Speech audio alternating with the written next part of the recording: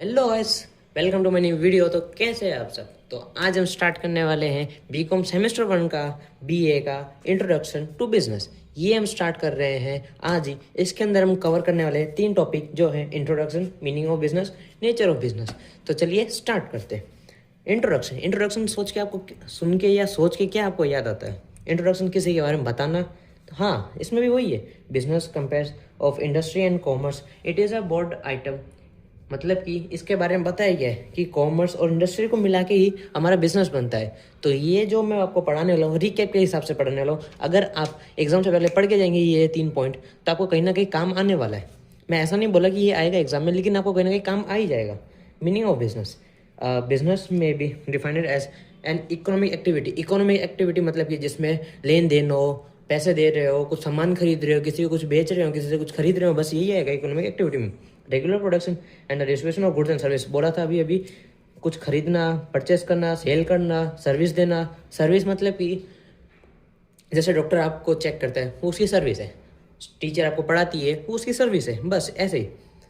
और ये जो सब कुछ करते हैं गुड्स और सर्विस बेच के या खरीद के, तो जो कोई भी बेचता है उसे होता है प्रॉफिट।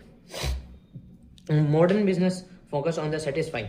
सेटिस्फाइंग का मतलब ये है कि अगर आप किसी को कुछ बेच रहे हैं तो सामने वाला आपके प्रोडक्ट से, आपके सर्विस से पक्का ही सेटिस्फाई होना चाहिए, तभी जाके आपके पास वापस आएगा।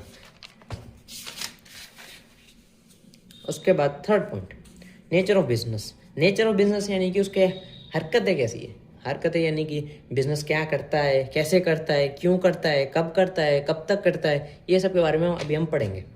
Nature of business, business includes a vast variety of activities including manufacturing, marketing, distribution, research, develop and contracting with a parties. मतलब कि अगर कोई बिजनेस है, उसके अंदर स्टार्टिंग से मैन्युफैक्चरिंग, मैन्युफैक्चरिंग यानी कि खुद का आइटम बनाना, खुद का आइटम बेचना।